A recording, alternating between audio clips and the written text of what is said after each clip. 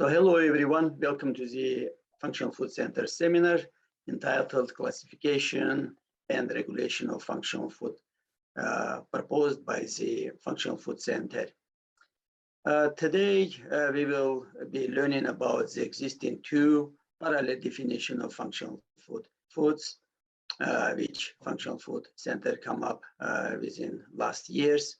And also we're going to learn 16 standardized steps how to create functional food products, how to certify them to three major categories: category C, category B, and category A. Also, this seminar based on the article we recently submitted to the Functional Food Science. And the article name is same as presentation topic, classification and regulation of functional food proposed by FFC. So we have today three presenters. So two presenters are our interns, Morgan Ekblad, master student from University of South Florida, Tampa, Florida, USA. And second one is Trevor Lampert from National University of Natural Medicine, Portland, Oregon, and myself. So this is the outline of presentation. I already started speaking about that. So it is going to be lots of stuff here related to the definition, related to the 16 steps. And also we will speak about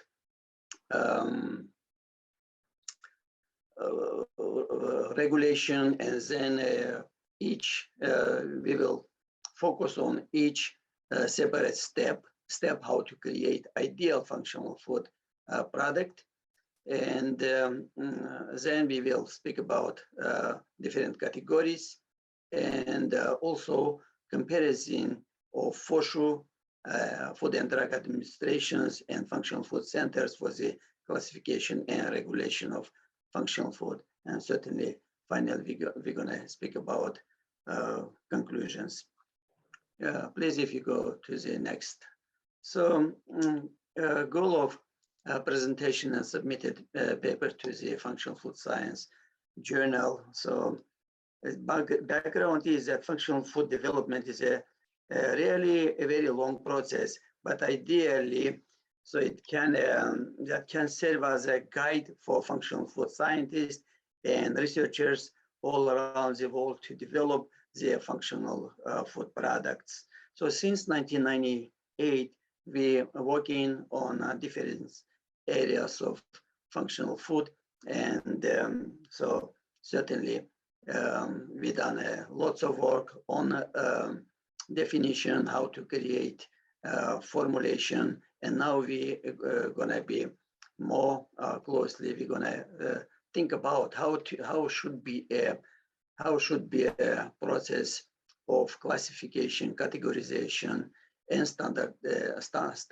way, and the regulation by a government, or might be by third party like Functional Food Center, by using Functional Food Institute, by using our academic society for functional food and bioactive compounds, and certainly using our three journals that we have starting 2010. Okay, so let's go to the next. So just to finish in previous slide says that the goal are accomplished through the advancement of the multi-step process for classifying functional food product, along with categorization of evaluated functional food product. So here we would like to speak about two parallel definition of functional foods that we come up. First, starting to 2009 from Texas Women's University International Conference. At the time I was working at Texas Women's University, and we organized conference there. And first time we brought definition. So definition is that natural or processed food that contain biologically active compounds, which in defined effective non-toxic amount provide a clinically proven and documented health benefit utilizing by specific biomarkers for improving general health, for prevention, management, or treatment of chronic and viral diseases or their symptoms. Of course, within years, we had some customization. We were speaking to governmental representatives, and not even in United States, but also we organized joint conference with Japanese University of Kobe, and we invited administrator from United States, administrator of United States Department of Agriculture, and also representative of Japanese government from FOSHU, and we come to this finalized definition. But then while we were trying to bring this to the attention of American government, so we understand that it is not a kind of a joke dealing with FDA.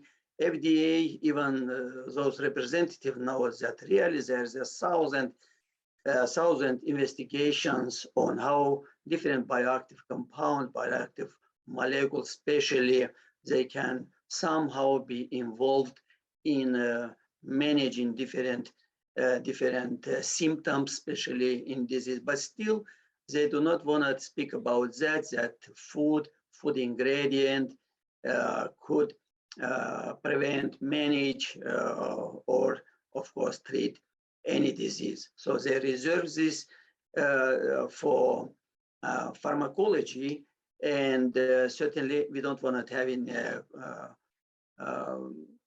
problem with them. And we to go with government, so we find a way, so turning this, instead saying that functional food or bioactive compound can manage disease or prevent disease or treat disease.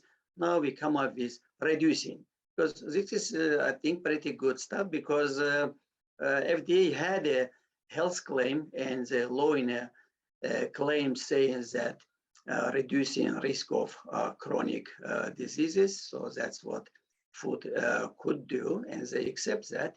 So at the end, we're thinking that also going by reducing, so this is kind of very good way to do that. And also, you know, it might happen that we find out excellent formulations, I mean, coming up with excellent functional food formulation, which can reduce risk of disease, not simply 5-6%, but then might be we can create some functional food which can reduce 95 or even more percentage. So then it is going to be understandable for everyone that this is more than simply reducing. This is we're talking about of real management of disease. But another thing is, my opinion is, and I am a little bit glad on this, that FDA did not allow that everyone who would like to say carrot can do this or potatoes can do this without checking out all stuff, going through all steps that today we're going to speak about, that someone could do kind of claims.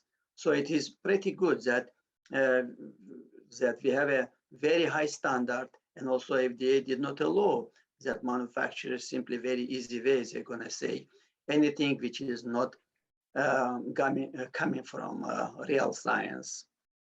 So yes, with this, let's go to the next slide, please. So then we're going to speak about standardized steps on how to create an ideal functional food product. So let's move to the next. Here we simply would like to say that we have 16 steps coming up. Each step, they are extremely important, but then there is a few very important. And we also in future, we will try to group in those 16 steps to make it a little bit easy. Just to mention here that those 5 measures, we come up to the 5 major steps. So number 1 going to be identify bioactive compounds in food, then we're gonna determine appropriate dosage of bioactive compounds and a mechanism of action. This is extremely important to say, and that's according to the Japanese system for sure, which is a high standard.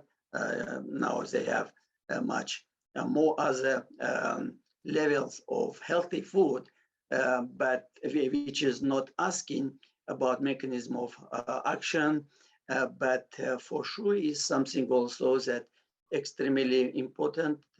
One of the step asking mechanism of action, and we agreed on that. So number one, we have to have find bioactive compound. So then we have to learn dosage, and also we have to learn mechanism of action. So then another major step is provide clinical trials for the dosage, efficacy, and safety. Certainly everyone is understanding that having experiments on animals, rodents, it's not meaning that that's going to be similar way happened with people. So for that reason, we have to have a clinical trials, and not one. I think mostly 3 clinical trials are important. And so far we're having up to 100 to 120 people involved. In Japan, they're having also around 70, 80 people, and that's usually 72 or 74. Yeah, and certainly we, our company, we recommend is that it is much better to have not 74 days, but having 90 and 120 days ideally. So then finally, another 2 steps that we are really difference from Japanese system of classification and regulation. So that's randomized epidemiological studies and aftermarket studies. So which we're going to speak about more in detail. So please, Trevor, I believe you're going to be the one who will. Yes. So now we're going to take you through our proposed procedure, our 16-step process, and go into detail for every step. We'll get its own slide, and me and Morgan will both break it down and make it more clear for what has to be done for functional food products to be certified. So we'll start with step 1. The first step is to establish a goal for the functional food product. The initial step is the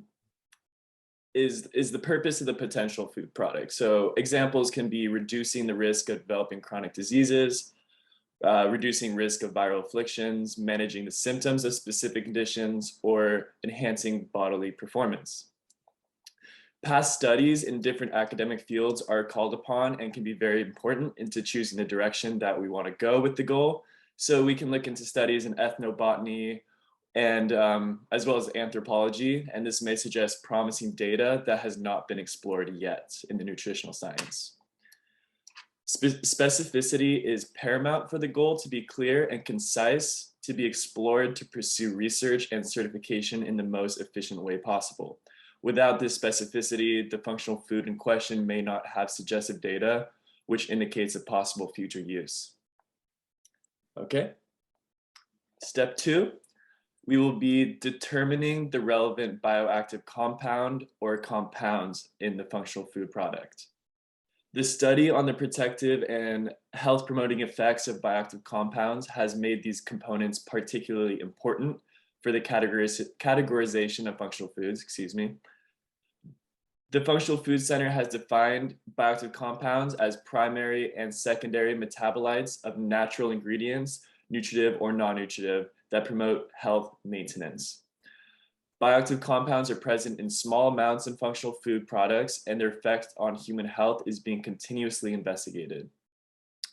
And examples of these bioactive compounds can be resveratrol, curcumin, sulforaphane, quercetin, ellagic acid, anthocyanins, beta-glucans, and a wide array of other biomolecules.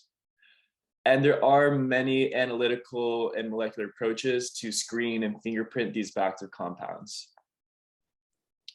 Step 3.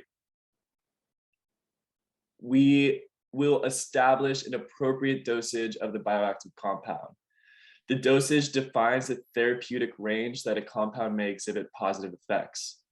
Biological activity has commonly been linked with a positive effect, but negative effects are also a form of bioactivity. Adverse effects such as toxicity, allergenicity, and mutagenicity are usually dependent on the dose and bioavailable of a given substance. In fact, evidence exists regarding the risk of consuming an excessive amount of healthy substances, such as omega-3s and antioxidants and soy isoflavones. So defining a functional food dosage is important whether the bioactive compound poses a safety perspective. Okay, step 4 now. Thank you. We then go on to determine the specific pathway and mechanism of action or actions. The mechanism of actions in the bioactive compounds may be multiple, especially in the food matrix. Accounting for this complexity, the mechanism of action of the bioactive compound needs to be adequately characterized or as a prerequisite for a given claim for its authorization. Bioactive compounds perform their activities through interaction with specific biologic mechanisms, and their synergistic effects of other nutrients and food matrix components could be involved in the described effect. Mechanism of action of bioactive compounds may be multiple, especially in a food matrix. This issue becomes complex because food ingredients and bioactive compounds interact, enhancing their desirable or undesirable effects, which is not the case for a single bioactive compound in an extract form. Without such documentation, the application of the bioactive compound cannot be empirically justified. Should any negative interactions between the compound and others be observed, then this may cause a cease in the functional foods development, as it could be potentially dangerous without proper strict regulation. Step 5, we go on to establish relevant biomarkers, and this is to assess subcellular, cellular, tissue, and whole body interaction. This is an integrated approach that incorporates ideas and data that expresses the adjustments to the biomarkers within the body. Nutritional studies must use a variety of biomarkers that measure overall health conditions. Often the biomarkers are linked specifically to the illness, allowing progress to be observed quantitatively as compounds are administered. Without the observance of these biomarkers, the viability of the bioactive compounds cannot be justified, as their implications cannot be quantified. In establishing these relevant biomarkers, scientists can confirm the causal effect by which the functional food prospect activates. Without such confirmation, the ensuing clinical and epidemiological studies have no means to confirm whether the functional food product supports the intended use or not. Step 6. We go on to choose an appropriate food vehicle for the bioactive compounds. There is possibility that the bioactive compound in question is best suited for use as an additive to a food item that does not typically contain desired amounts of the bioactive compound. There are different means by which this ingestion may occur, and these are 7 criteria that the Functional Food Center has come up with for an appropriate food vehicle. Number 1, it's consumed by a large portion of the population to an extent where they receive benefit. Number 2, it contains the appropriate amount of bioactive compound to see the benefit. Number 3, considers intake from other common dietary sources. Number 4, targets a specific condition. Number 5, it's stable through packaging, through distribution, storage, and consumption processes. 6, nutrients should be easily available from the food vehicle. Fortification of the compound in the food should not make it undesirable to consume. And the last 7, the cost should be reasonable for consumers. Leads us to step 7. We have to provide preclinical studies on efficacy and safety. In vitro and vivo studies that utilize animals in order to cross-reference dosages and safety in order to determine effective dosages without adverse side effects. This is done prior to human clinical trials in order to take every precaution possible. The application of food items in this way should have no negative effect on the individual. However, with doses exceeding normal, being cautious of creating adverse issues will only serve to benefit future consumers. And step 8, we will then provide clinical trial for dosage, efficacy, and safety. In this stage, adverse effects are noted and analyzed in order to determine the viability of pursuing future use of the compound. Should adverse effects be too common or be debilitating, then the pursuit of the application of the compound may be halted. Clinical trials may demonstrate how the compound is not as effective as stipulated previously. If no clear benefit is observed by analyzing the relevant biomarkers, then the progress of the development may be halted until more compelling evidence is observed.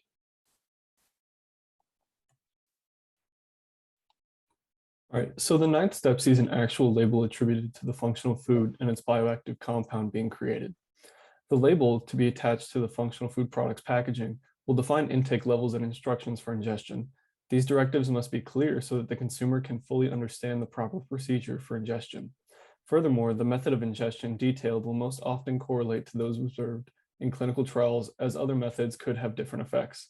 Specific information to be put on the label are date of approval, health function, recommended daily usage, the bioactive compound and its consumption method, precautions, and the total amount of bioactive substance contained in the product. Furthermore, coinciding with the new proposal will be a new classification system of ABC. This will discern the product's grade in the eyes of the Functional Food Center, to be discussed later. Designs that are easy to read and placed in strategic areas on the product will allow for consumers to more readily and easily see such information.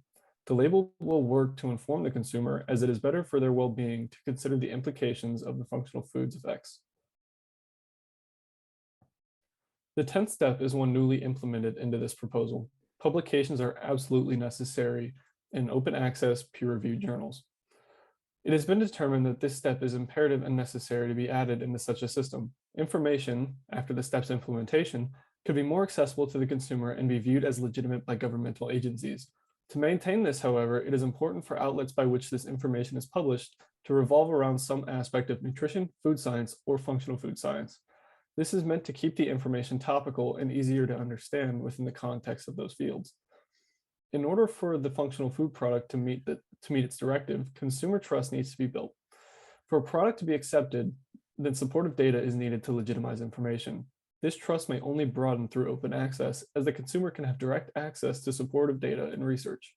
Furthermore, this level of transparency will allow for literature over certain functional foods to be expanded, as the data would be in open access, helping to refine the overall product further. In the 11th step, the market will be educated. This step is difficult to contextualize because it is so broad. However, generally, it revolves around supplying the consumer with information so that they can make an informed decision.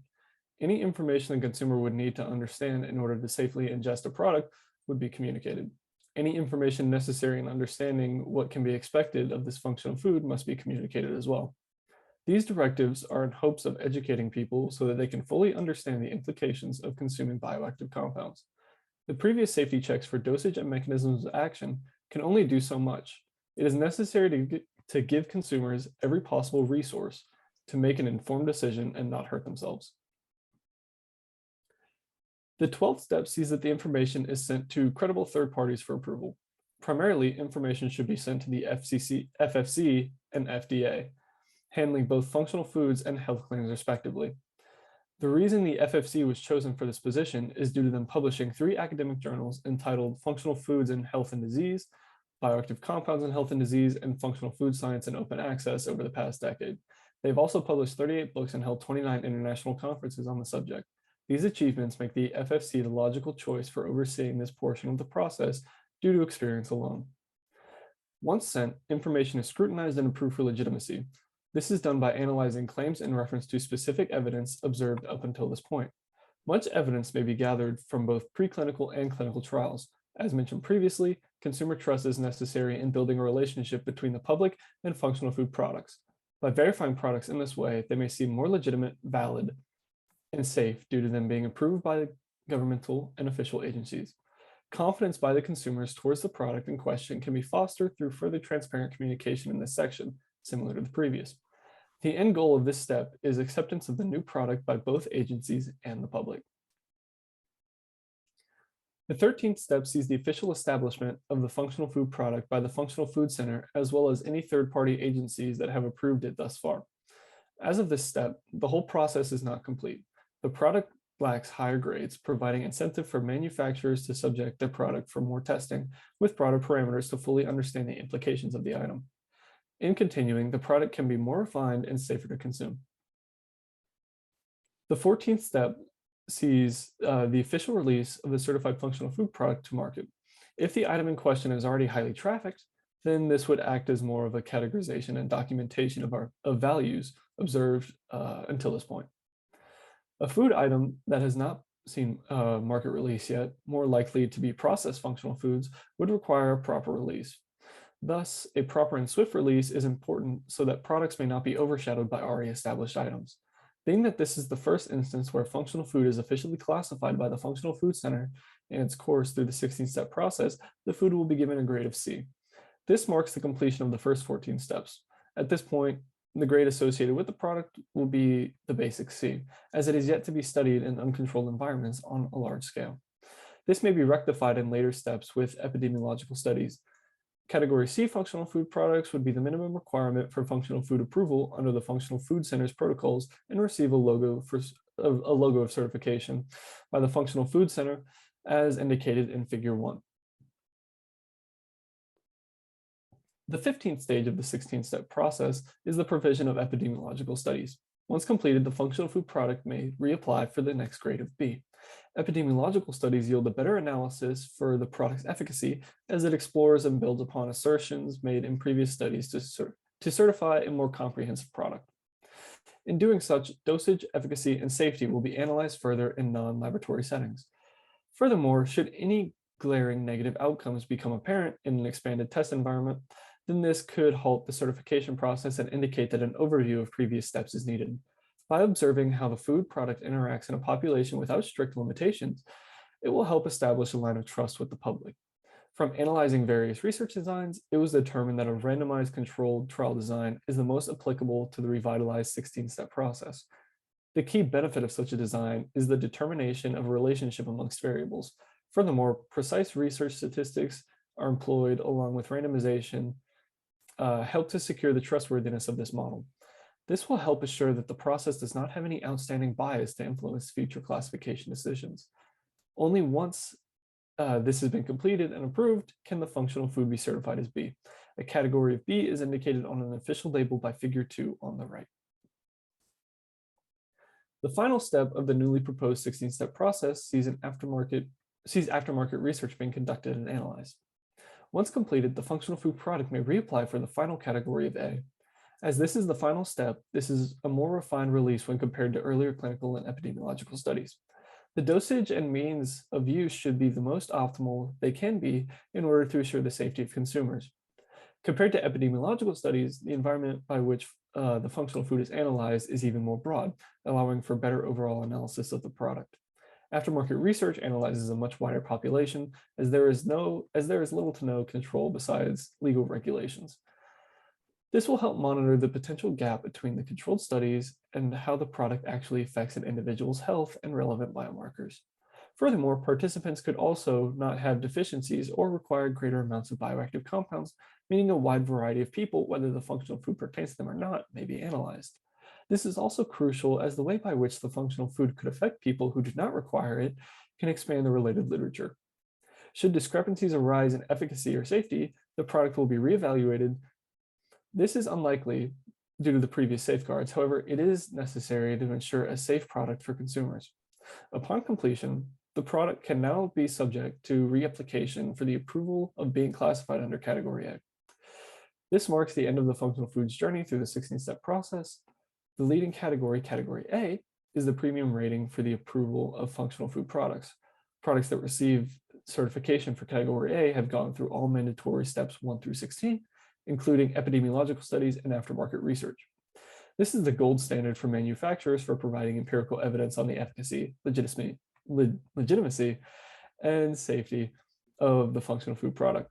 The logo of certification will clearly identify its excellence as the premium Category A and its approval by the Functional Food Center as indicated in Figure 3 to your right. To outline the previous classifications implemented into the 16-step system, they are A, B, and C, with A being the premium and C being the worst. This is not to say that a classification of C is bad by any means. The functional food has simply not undergone epidemiological and aftermarket research. It has still made it through steps 1 through 14, which is impressive. These grades are important for not only establishing trust with the public, but facilitating good relations with governmental agencies. These certifications are meant to complement previously instated official regulations and build upon literature and safety.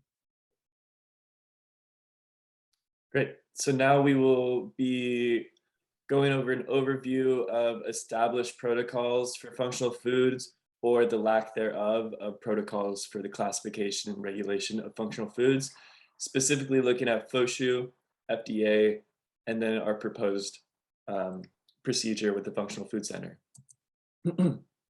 So we'll begin with FOSHU. When it comes to the regulation of functional foods, Japan is an excellent model.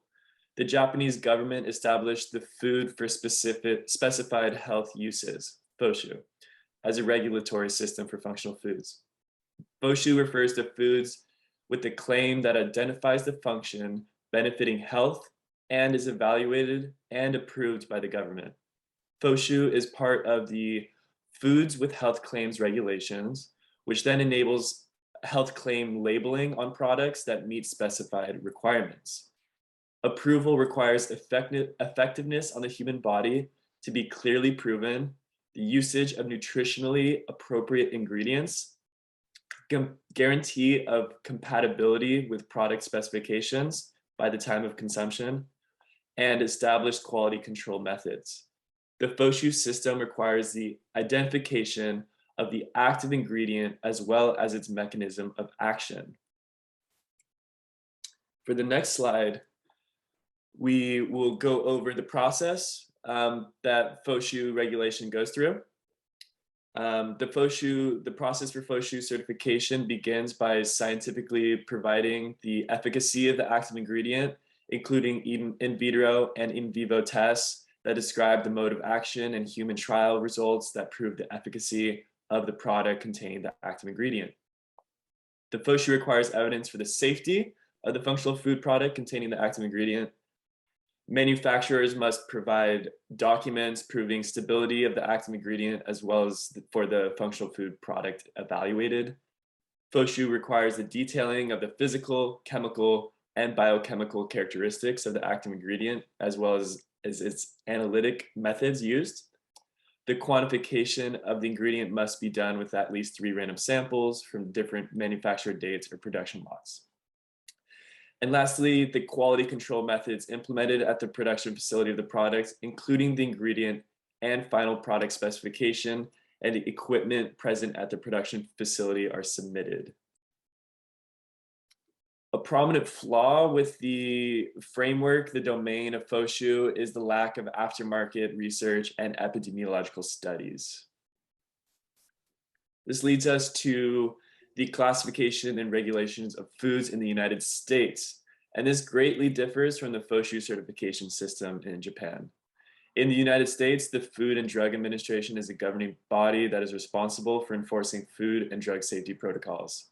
Unfortunately, the development of functional food products, there is no formal regulatory category for functional foods, as the FDA does not provide a statutory definition for functional foods. Food categories for which federal definitions exist include food and dietary supplement, but not functional foods. With an absence of a functional food category, the regulation of potential functional foods is currently accomplished through existing regulations. We'll go to the next slide.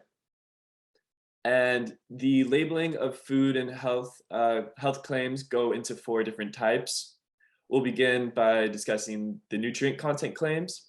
This describes the level of nutrients in the product using terms such as free, high, and low, or they compare the level of a nutrient in a food to that of another food using terms such as more, reduced, and light.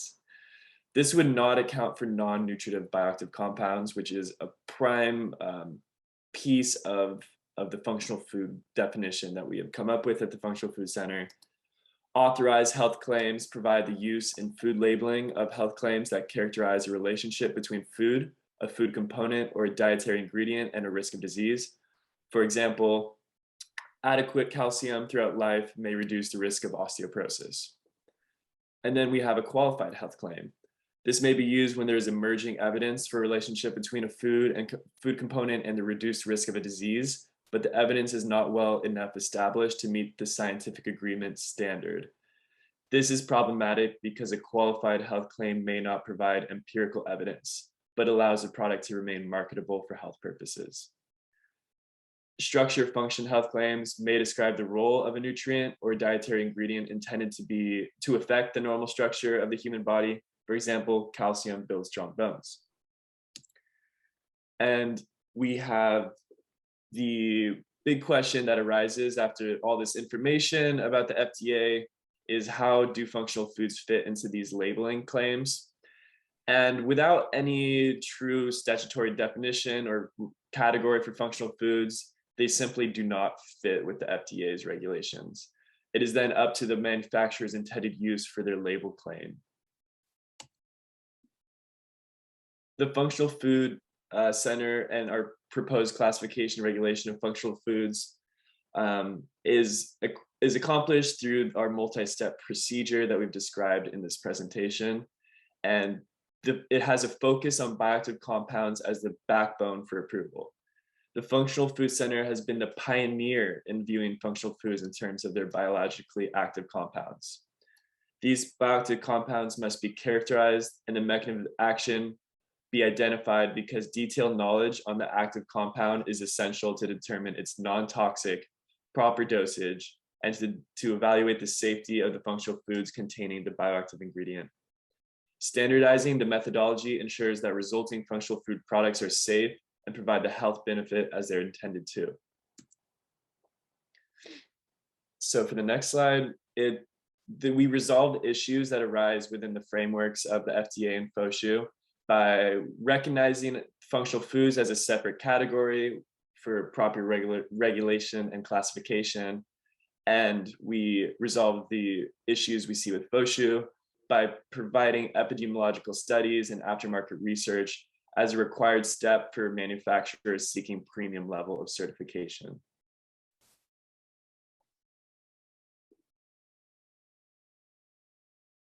So the goal of this system is to remain relatively consistent with previous iterations. If you're familiar with the past versions, the FFC has proposed for the certification of functional foods, many steps will be recognizable. Simple adjustments allow for roughly the same requirements with drastically different results. Furthermore, this newly proposed system would take the consideration of the FDA in mind, as it is highly recommended for foods that have prior health claims before FFC certification. In possessing these claims, the FFC can be confident that the product will make it through the process, more so than if it were just a random and unauthorized food item. Additionally, by taking the FDA's opinion into consideration in this manner, better relations may be fostered, as they and the FFC can be viewed as a single unit working in tandem. This proposed system is not final in its stature. Rather, it is meant to be fluid and able to be adjusted at any time. In the future, if deemed fit, steps could be added, removed, or combined to create a smooth and holistic process. As of current, this system is the most in-depth version proposed by the FFC and is believed to fit the market best. This belief is fostered from the various safeguards in the form of preclinical, clinical, epidemiological, and aftermarket research studies meant to protect the public. Furthermore, the promotion of open access and communication allows for the FFC and functional food product producers to be transparent with the public, inspiring trust. Okay, so here are our final conclusions.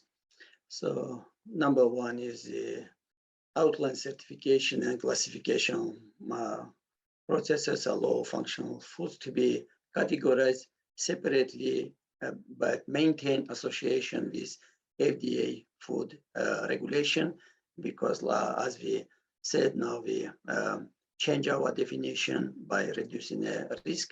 And also we're gonna try to use especially those products for evaluation which already gone through health claim by FDA. And by the way, European Union having a very similar rules on health claims, and even more, they are not so strict on prevention and management. Okay, so then second main conclusion is that publications are absolutely necessary in open access peer-reviewed journals, and research on bioactive compound and functional food should be discussed at international conferences with professionals in the field.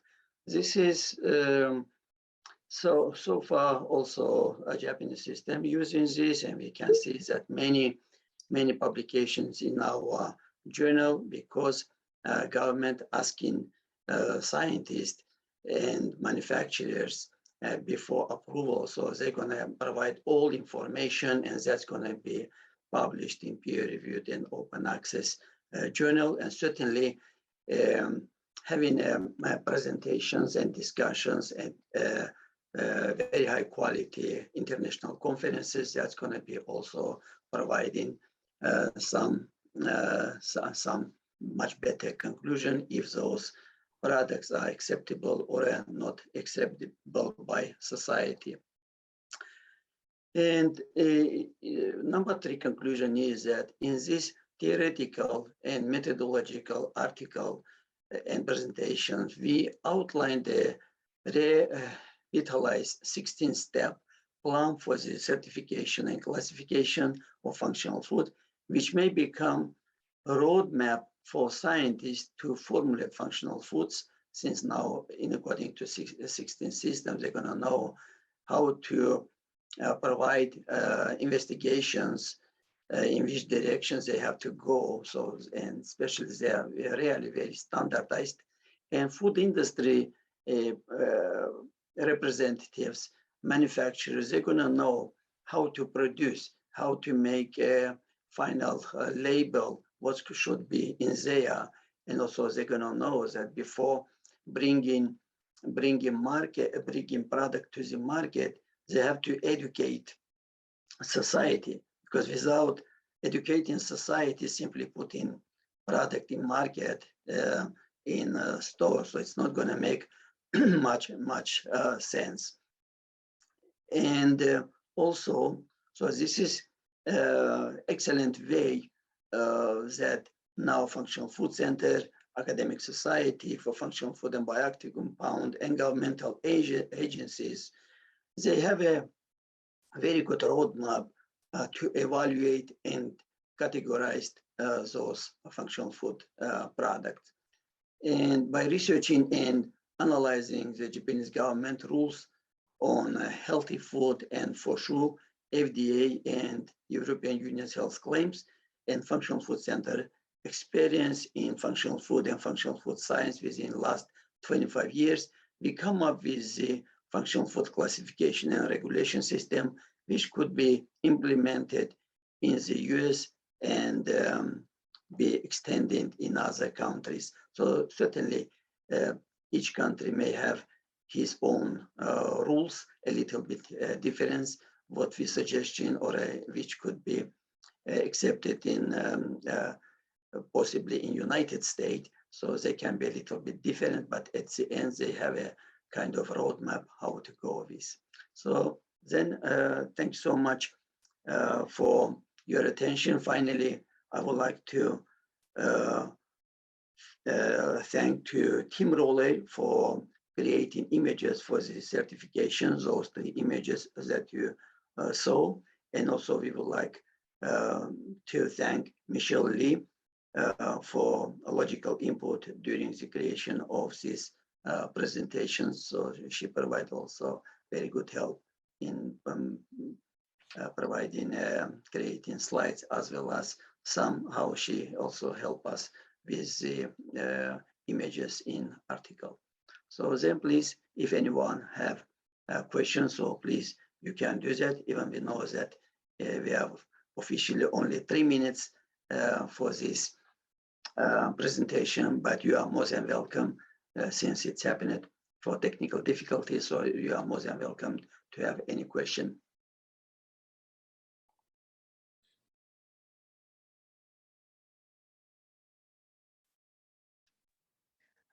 Okay. I don't have question, but I only want to say I'm from Croatia and we don't have legal functional food labeling. I am senior lecturer at Polytechnic of Šibenik, and I'm very glad that I listened to your presentation.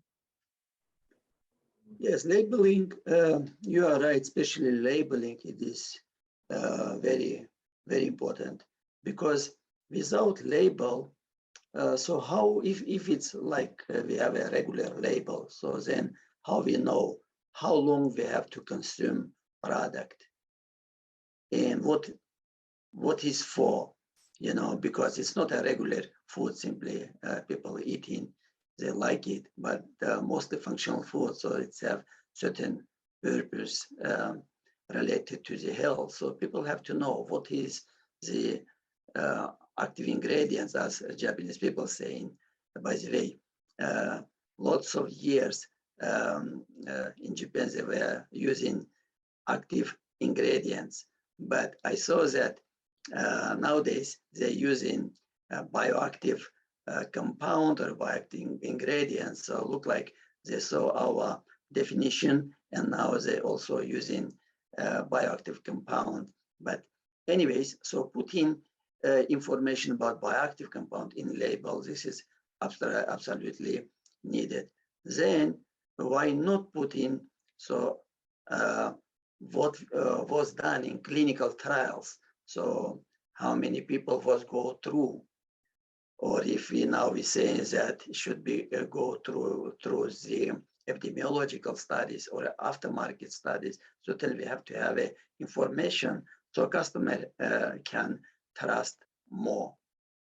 And certainly safety issues, we saw that in for sure systems, so they're providing exact information how that goes through. So for example, if it's a regular, they're using some amount, but then they're using 3-4 times more to make sure that this is really safety. So yes, I'm conforming that labeling is very important, and we all have to know about that and put our effort.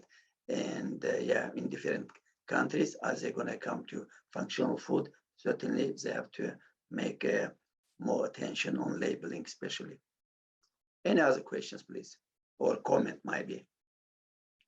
Why we need this? Because our article is still in publication, and hopefully very soon going to come up to us. So with some recommendation, so we may do some changes. So if you don't have, I have a question to our team. Why we thinking that actually, and how functional food center, one more time, even we spoke a little bit, why and how we could be involved in classification and regulation. If you would like to tell guys anything about that, so then I can add maybe something. Right. For me, my first thought goes to step 12, where you send information to credible third parties, right? And as the Functional Food Center has been the forefront for research and also communication between scientists and agencies, it only makes sense that the Functional Food Center is part of those third parties that help with the accreditation process. That'd be my first thought for how we can be effective in this. Morgan, anything you would like to add? Yeah, and then furthermore, in like the initial steps that Trevor presented, the steps 1 through 6, really defining what the biomarkers are, the relevant bioactive compounds, that's going to need to be approved by some agencies. So why not the Functional Food Center? There's going to be somebody needing to provide oversight over that, because you can't just have each research team going about doing their own thing without some form of approval. So the Functional Food Center could definitely come into play there as well. Mm-hmm.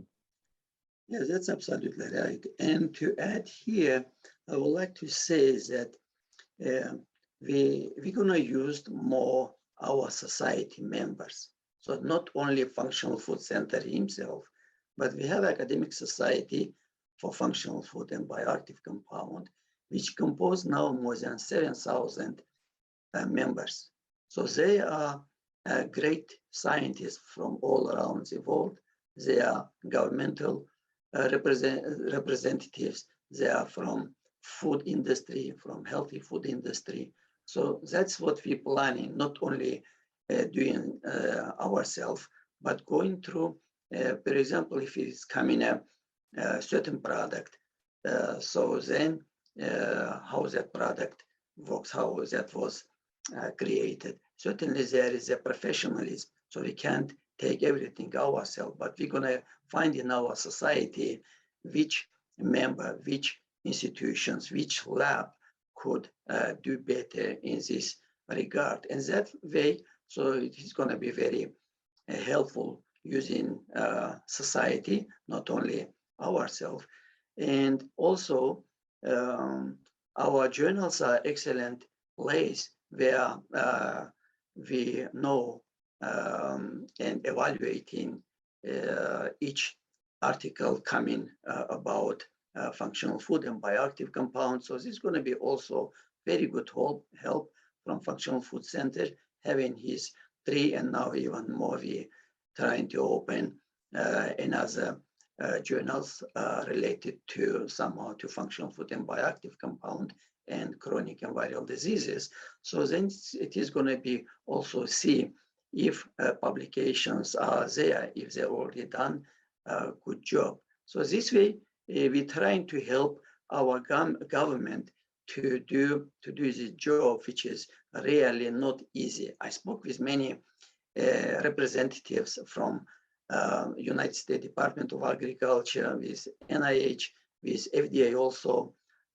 Yeah, even more, the ones in San Diego, University of San Diego, we had a joint conference with the United States Department of Agriculture, and whole conference about bioactive compounds, safeties, dosage, or whatever. And from FDA, we had a lecture and we had a conference at Harvard Medical School. So we know that most responsibility of FDA now is the safety.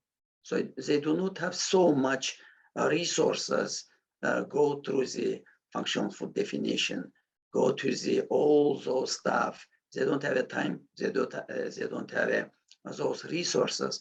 So our society, I would like to say, we can help them. We can speak to the governmental representatives. That's what we done last year. We spoke with Congresswoman, and we had a Zoom meeting with the helpers who are working in government. So now we know what to do. And I personally am believing that we can pretty much help in our government to come to the new category, functional food category, which is at the end going to help in us all, to consumers, regular consumers, to scientists who now maybe can get much better support from government, and certainly all of us. Any other comments or questions? If not, so then thanks so much for everyone. And I hope you're all having a very nice day. Thank you. Thank you. Thank you. Thank you. Nice day.